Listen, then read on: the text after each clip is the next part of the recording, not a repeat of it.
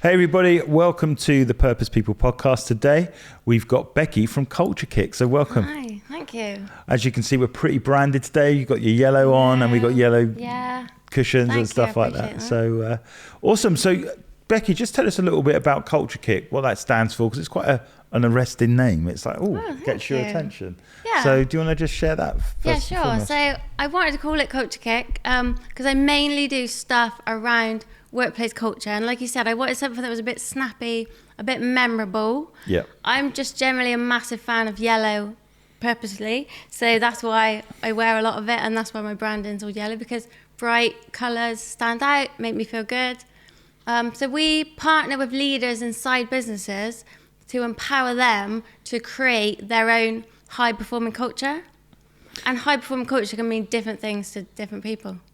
Yeah, and I guess when you talk about high performance and high performance culture, it's in line with the mission or the vision or the values that company actually hold, that everyone's galvanized behind it. Correct? Yeah, definitely. Yeah, and purpose and being people-centric is obviously a massive part of being high performing. You can't just be high performing because you make a load of money. Yeah. There's got to be a lot more. There's a lot more behind that. Yeah, I can't remember the name of the book now, but there was a book talking about purpose and saying that once people get their basic level of needs met and they're comfortable in the sense that they can go on holiday, they can, own their own home, that sort of stuff, that the focus there is that purpose is a differentiator. Yeah. It keeps them, or it means that they're always moving on over a small piece of time. And I think what I've seen in workplace culture is in the past 3 years, it's probably about average that someone would stay at a company, 3 to 5 years. I think that's got a lot smaller now because people were like, well, this isn't suiting me, this hasn't got a vision, or I'm wasting my time. Yeah. And so they want to get involved in a cause, but the businesses don't often think that way. And then you'll see this people change your job every 18 months in search of purpose. Yeah, so I think the stigma around, like maybe years ago, it was like get a job, stick it out, kind of grind it out, and people would stay a long time. People do one job for their whole lives. Now, as more generations coming on, that stigma of having to stay at a job is gone. But also, if the culture's not right, if there's not purpose, there's nothing motivating you to go, I'm getting a lot of satisfaction about being here, then people are leaving. And it doesn't mean that's a bad thing. But you want to keep people, you want people to want to be there and stay. But I don't think we're going to get back to people staying in a job in a company for a really extended period of time. But you want people to come, stay for a chapter or two, really bring their best, and then leave singing your praises from the rooftops. You know what? There are some things you can borrow from other industries. And one of the things I've seen is that within football, for example, professional sports, they sign contracts, don't they? Yeah. And I've always, not that we've done it with our team or whatever, I always had this thought process. Imagine if you signed a 3-year contract. And then at the end of that 3-year contract, you have to purposely sit down and decide what the next 3 years by, or is it worth to pivot out? Because obviously within sport, there's a finite period of time a player can do what they need to do. But it's always looked at from the side of view of for both parties and making sure that's successful. So I'm not saying I'm there. That it's something I've been chewing over to say, if you brought that into SME world or even corporate world, would that change the way that everybody focuses, the way everybody engages, the way, because that 3-year juncture, you've got to decide what the next 3 years look like. Yeah. And so as a result of that, then you go, well, are we planned? Are we on purpose? Is this doing good for my career, or is that individual helping the business get further forward? Yeah. And it's got to be mutually beneficial for the business and where they're trying to go and the individual, because I often see there are people inside businesses that have been there a long time, and this notion of quiet quitting, they're not giving their all because they're not motivated. So then the business is not getting the best from that person. So both the business and the person are losing that situation. Something like you described might be the thing that invigorates that relationship between the person and the business. And then essentially we're setting them up for success. And I think the thing is within sport is primarily driven by results. So that it makes sense for both parties to see that the results are being driven. I think as I've looked at it over a period of time, I'm going, well, if a player's coming to the end of their contract, some businesses, so they let the contract run out. and then they're free to go. So there's quite a few parallels there that I'm thinking, if that came into SME world, would that fundamentally change the way everybody operates? So they're a bit more intentional about the decisions that they make and the company that they keep. And that could only be a good thing, right? Yeah, that sounds like a bit of an experiment that I'd like to try. Yeah, it does. We'll find a business up for that and we'll see. Yeah, because I've never seen it been done before, but it's something I've been thinking about and going, maybe there's something in this. Because, recruiters, for example, they will recruit someone, they will get them for a role and they do well. They're in a role for 3 years. And, the bad recruiters will start tapping them up after 6 months to get them to go somewhere else because they're commission focused. But the good ones are like, no, we want to get someone to stay. We want someone there for the long haul. And because if we can find the right person, obviously they're going to keep coming back to that recruitment agency. But the way of operation is sign up, get a salary, and it's the recruiter that determines when they want to leave or not, let's say, if they're good. Whereas this way, saying everyone's on the same page, the recruiter, the employer, and the employee, right, we're working on short-term contracts to decide what next looks like. Yeah, so there you go. That's a bit of an idea, isn't it? So Becky, just tell us a little bit what life looked like before Culture Kick, because obviously you're doing what you really love. The fact that you've got bright yellow on suggests that you're enjoying it from a colour psychology perspective. But was it always that way? Did you fall into the career? Was it always the goal to have your own business? How did your journey begin? I'm on career number 3 right now. Okay. And I don't know why, but I seem to do jobs for like 10 years. So I started my life as an engineer. So I did a modern apprenticeship when I left college. And I used to fix forklift trucks. So I wore overalls, I got dirty, I had a big toolbox, I had a van. I used to drive around fixing forklift trucks and big earth moving equipment. And I did that for a good 10 years. And absolutely loved it. I loved the sort of camaraderie, the kind of team ethic, the kind of getting stuck in. It was a really satisfying kind of role. But I kind of peaked. There was nowhere I could go from that. Yeah.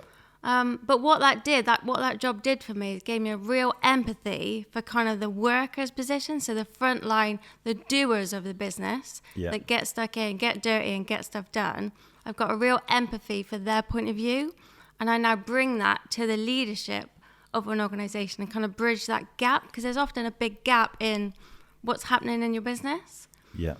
I then moved on to health and safety leadership. So I did another 10 years, like literally to the date, not on purpose, it just happened, in health and safety leadership. And again, I worked in kind of high risk, safety critical environments like rail, construction, military aviation, manufacturing, those kinds of places.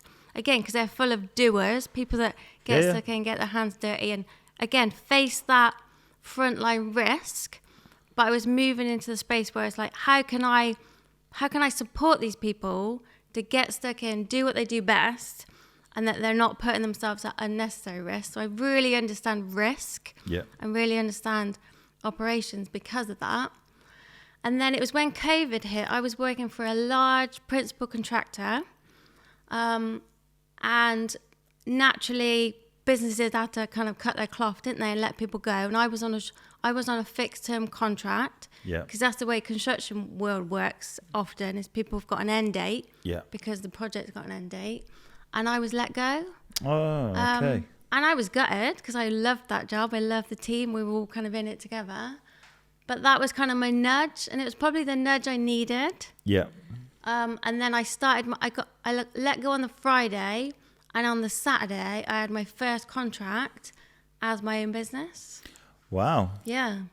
So what was your initial thoughts when you got let go? How did that make you feel? Do you feel just like gutted? Yeah.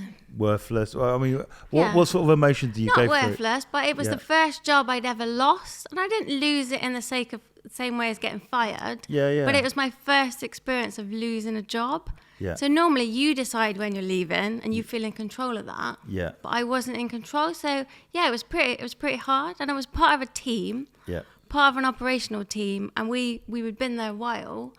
And it felt rubbish to be kind of plucked out of that team. Yeah, of course. Because I think when I made the decision to quit the agency that I was going to run, it was that sense of identity had gone. Yeah. Because everyone identified you as this person. All of a sudden, it's like the only person that can see it now is you, and everybody else is like, oh, you ain't got a job.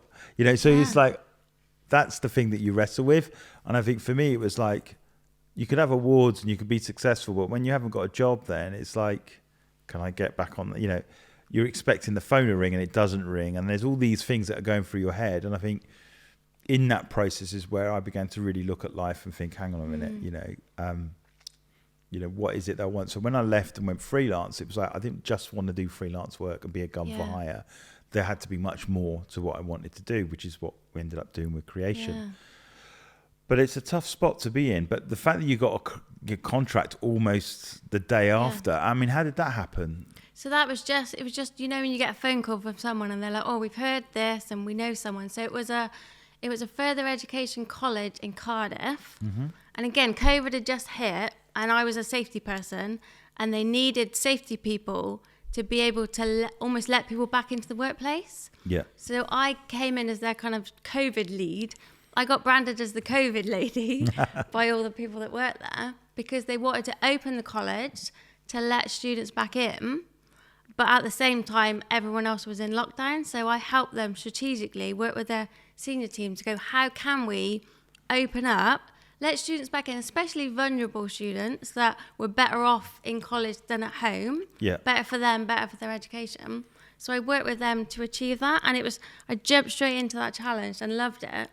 And then from that, got other opportunities. And like you say, I kind of started off in that freelance space where opportunities were coming up and I was saying yes. And I probably, with hindsight, said yes to too many things or some of the wrong things, but you don't know they're not the right fit for you often until you try. Yeah, and I think that was it. And, I'd say that with the client base that we have, when we first started, we were saying yes to everybody that showed interest because obviously you need to earn money. Yeah. And you're like, oh, well, maybe they see something in us. And I think as we've matured as a business and as people, you can spot the signs of who fits and who doesn't very quickly in a 5 to 10 minute conversation. And, that's a good place to be. I mean, surely that's the goal for everybody that they say, these are the types of people that I want to work with, because it's not necessarily whether the people that you don't want to work with are wrong. Mm-hmm. It's just you enjoy working with them. So as a result of enjoy working with them means you'll do your best for them anyway, naturally, because you're in your zone. Yeah. Whereas I think sometimes you can do stuff as if, I'll give it a go, and it doesn't always work out. And then on top of that, there's always this thing where you're going to have to take risks on people as well. And I think, we've done that a few times and it's worked brilliantly, So for us, it's a case of finding the right fit as a client is easier when you know who you are as a business. Yeah, definitely.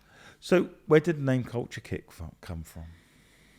So I did sort of 3 years, like I said, jumping from contract to contract, doing predominantly health and safety leadership stuff. Mm-hmm. And then I moved into the space where I was doing lots more kind of strategic, change management, culture stuff.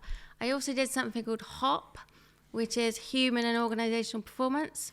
I'm a trained practitioner in that. And that feeds beautifully into the culture stuff. So like you said, over time, I just went, who am I? What is my message? What do I want to do?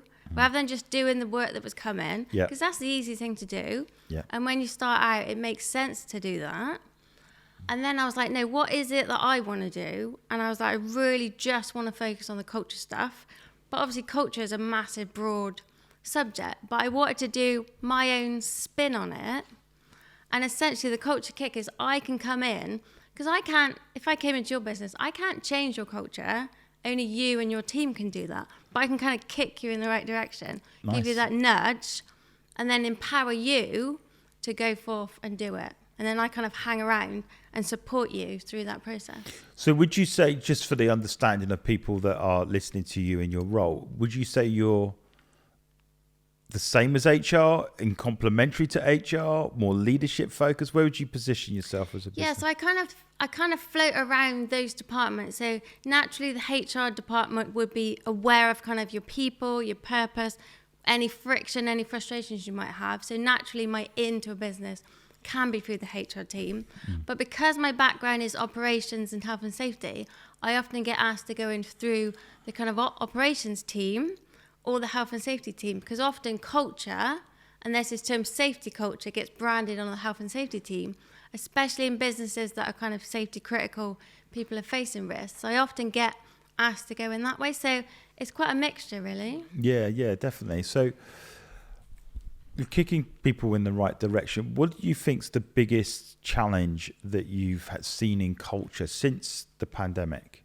Because everyone knows what it was like before, but I think there's a big shift in culture since the pandemic in terms of what people want out of work, for example. Which is a good thing, I think. Yeah. Let's take the best from what COVID taught us, because I think some businesses are trying to go back to pre-COVID, and we can't. Too much has happened. Yeah.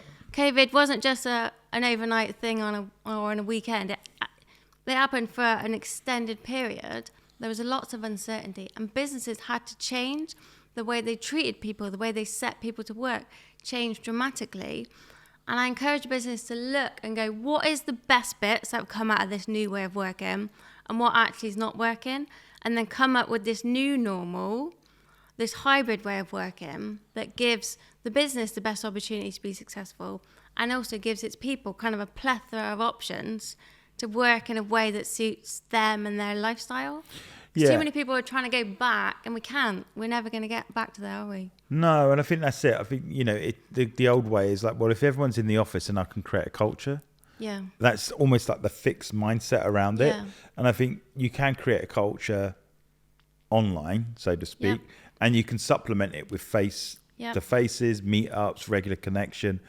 In our business, we went remote as a team because no one was using the office. Now, the office had challenges in the fact that when we were recording, we had a wood cutting company next door to us that stopped us recording. So then it became a storage unit in a sense. And in letting it go, we still in connection with our people because we meet sort of like once a quarter.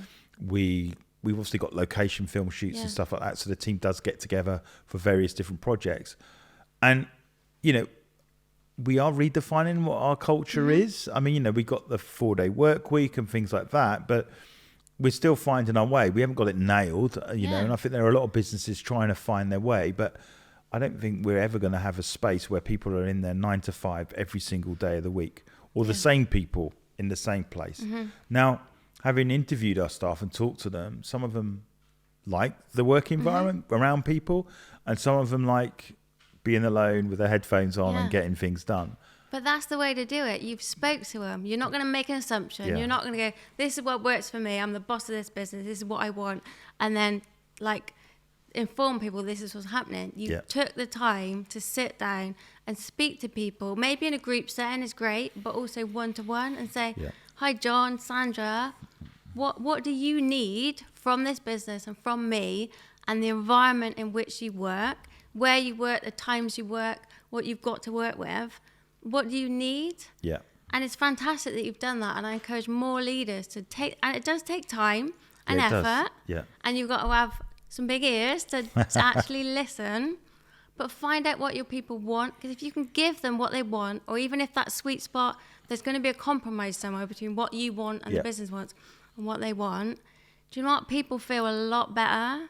And it's simple things like that go such a long way to creating that high-performing culture. Yeah, and I think, there are certain things where when I introduced the 4-day work week, that was probably a bit more dictatorial. And I remember being pushed back on when I introduced it. Now, we work on a 2-week cycle. So we do Monday, Tuesday, Wednesday, Thursday, and we have Friday off. Yep. So everyone can go and do what they want to do. And then the second week on that cycle, we do a R&D day. And we don't always get to the R&D day. That's just being open. Sometimes a project will overlap or whatever else. But we did explore going fully 4-day. But the general consensus was the government have changed legislation in holidays and stuff like that. So actually the hybrid model of the 4-day actually works that way for us. But it's just being open to change. And, and I think even in our schooling, for example, the way that we do schooling, the way that we do business, what COVID did is get us to ask those bigger questions. Is this the way it should be? Does it work for everybody? And it's helped organisations to be a bit braver. Yeah. Obviously, there's a massive overhead saving in not having an office. Well, and if you save that money, where could you inject that back in? Can you invest it into R&D, for example? Yeah. So, From your perspective then, as a culture, what makes a strong culture, would you say?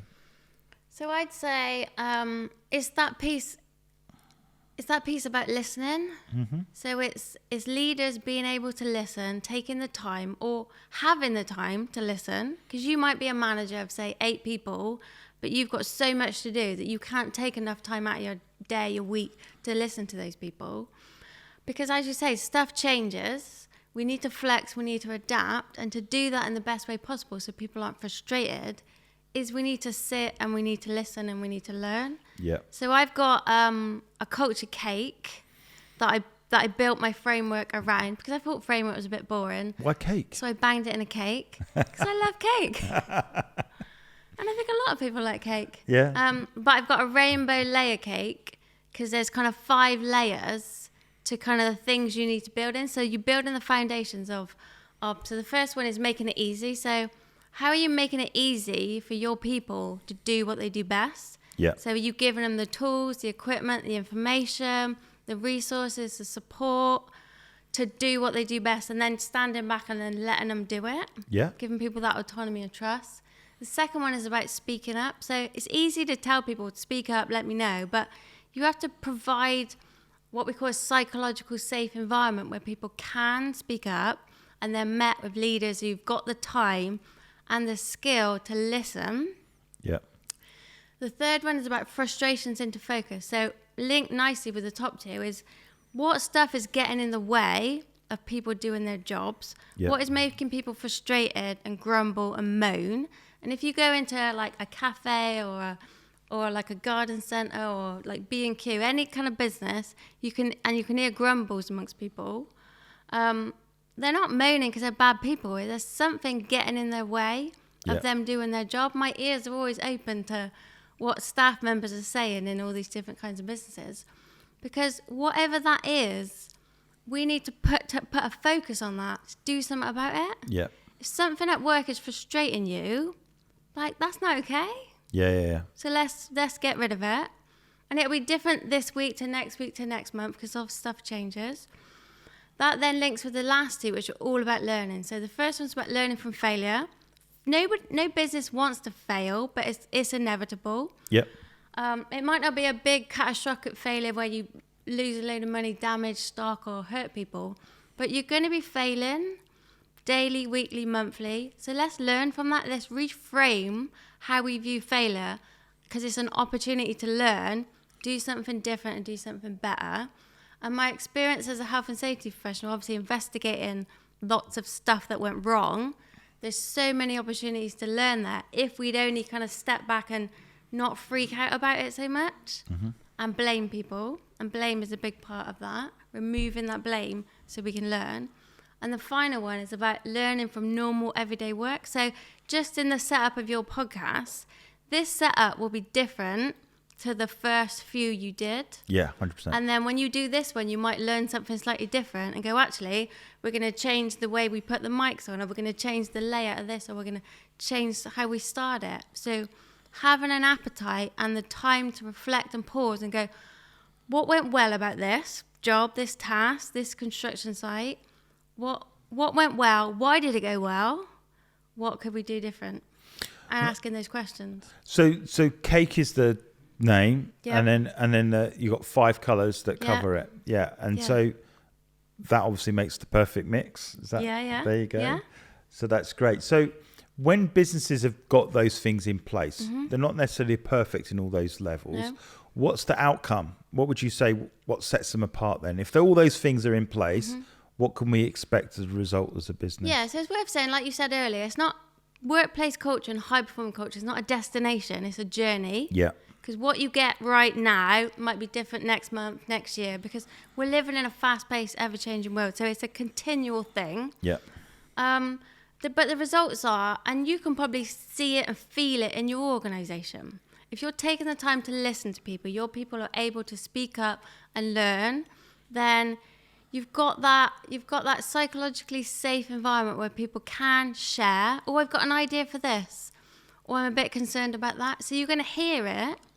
You're going to tell that people are bringing their best selves to work. They're bringing their authentic selves to work because they feel like they can.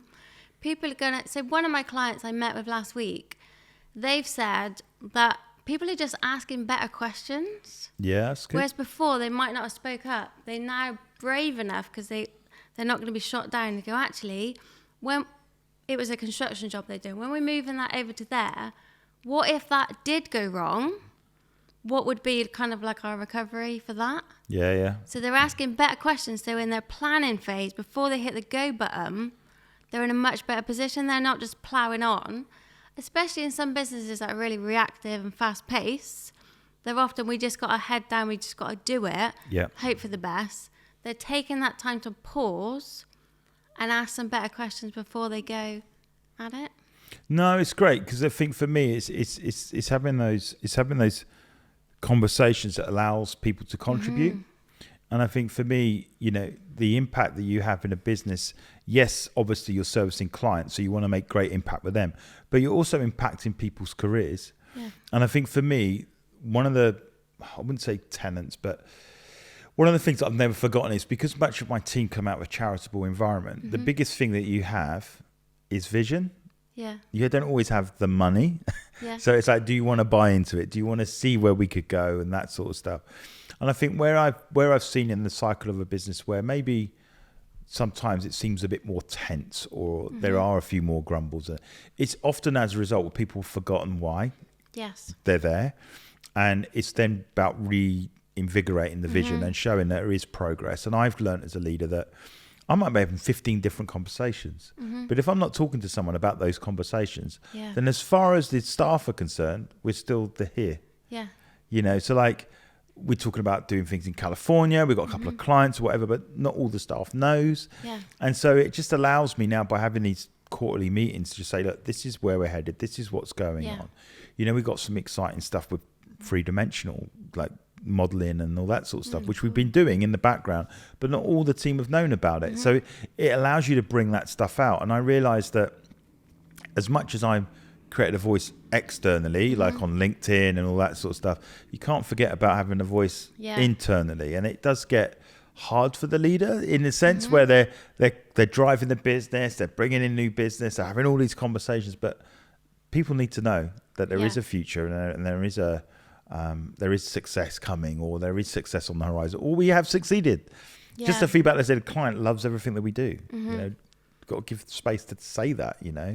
Otherwise it's always a grind. And all those elements are within the cake. So that bit about purpose, so you might have it written on the wall, you might tell everyone when they start on day one, but you've got to keep hammering home that point because it invigorates people, it motivates people, and then they're like, oh, actually that's why we're doing that. Because often people can get stuck in the drudgery, the treadmill of doing something and forget the purpose of it and the impact, and also the impact for good. And the other bit you mentioned, obviously as a business you need a public, external facing voice, because you've got to think about your clients, your stakeholders, the public, the local community. And often businesses spend a lot of money and focus doing that because naturally they want to look good, they want to create that buzz, they want clients to come in and buy their product or service. But you need to do the same version of that internally. And they've got to line up time-wise. Because I've worked in businesses before where I read something online or on a newspaper or on the news, that some big announcement, and it's like, I didn't know that and I work here. And it kind of undermines the position of your employees if you're not taking the time to give them a heads up first.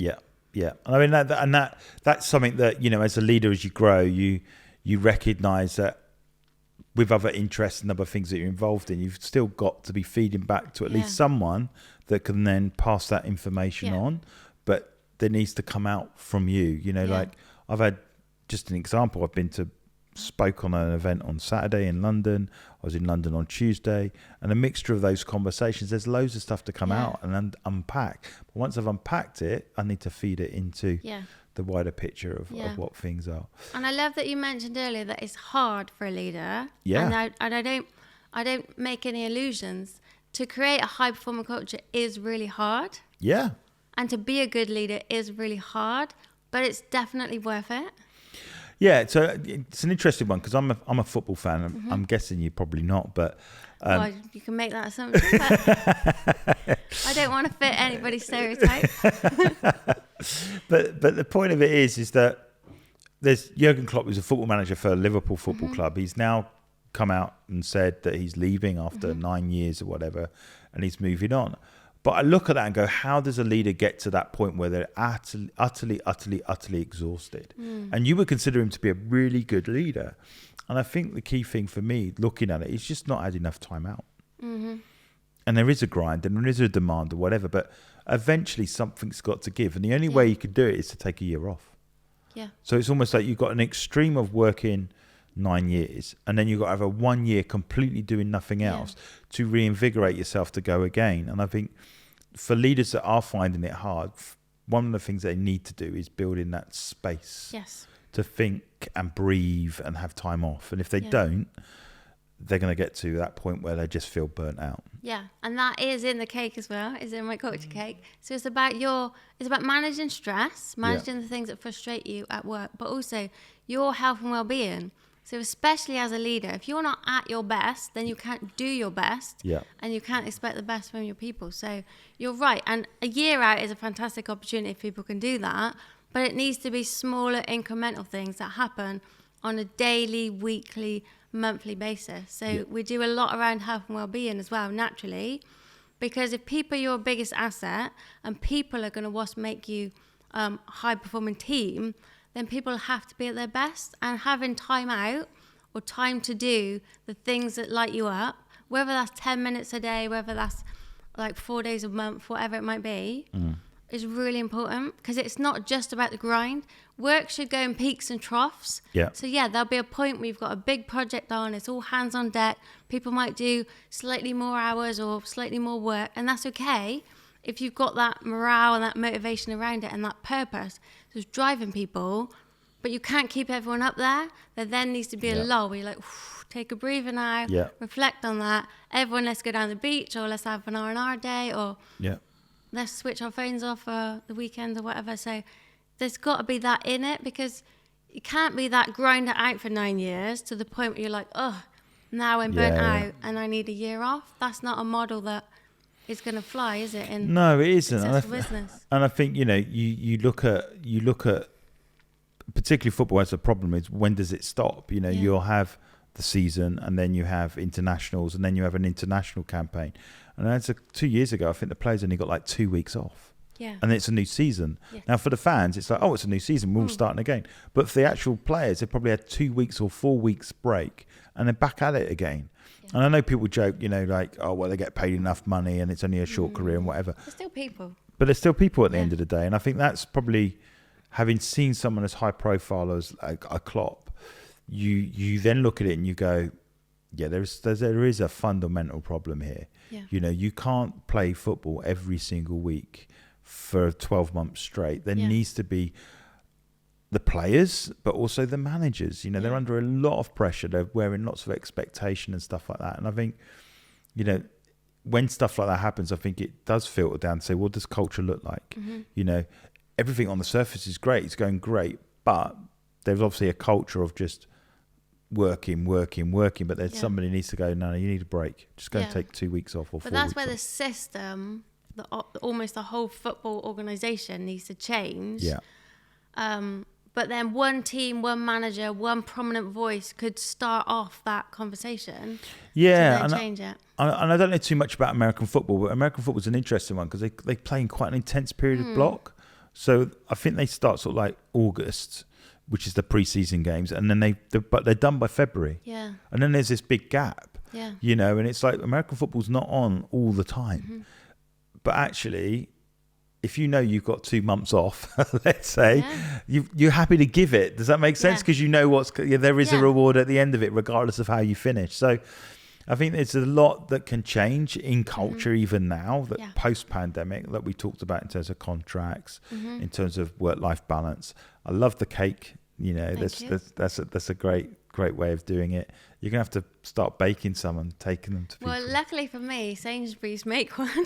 But I think I'm going to start, I'm going to start baking them. But no, I do. I take them. Nice. I've got a load of photos of them, so I use it in all my content and stuff. So where would people be able to find you and hunt you out and connect with you? So I'm very, I spend a lot of my time on LinkedIn because I think it's a great space to meet people in businesses and network. Yeah. So you can find my LinkedIn under Becky Ray, and also Culture Kick's got a page. I've got a website, www.culturekick.co.uk. Yeah. I do a little bit on Instagram, but mainly because there's just some fun stuff to look at on Instagram. Yeah. But if anybody wants to hang out, reach out, I'd love to come and have a cup of coffee and a slice of culture cake with you, whether that's virtual or in person. So this is what I love doing, is making friends, building relationships with people. Yeah. And then see if we can support each other. No, Becky, it's been absolutely amazing. I've really enjoyed it. You know, just to hear a little bit about how you shape culture and come in and get people to focus. I love the layering. You won't forget that in a hurry. So yeah, let's keep the conversation going. I'm sure we'll get you back, but thanks for your time today. Brilliant, thank you. All right. Hi everybody, thank you so much for listening to the Purpose People podcast. How you can help us is to like and subscribe our YouTube channel. You can also subscribe to our podcasts on Apple, Spotify, Google and Amazon. That helps us get our message out there to help people go after their dreams, double down on it and be successful in life on their terms.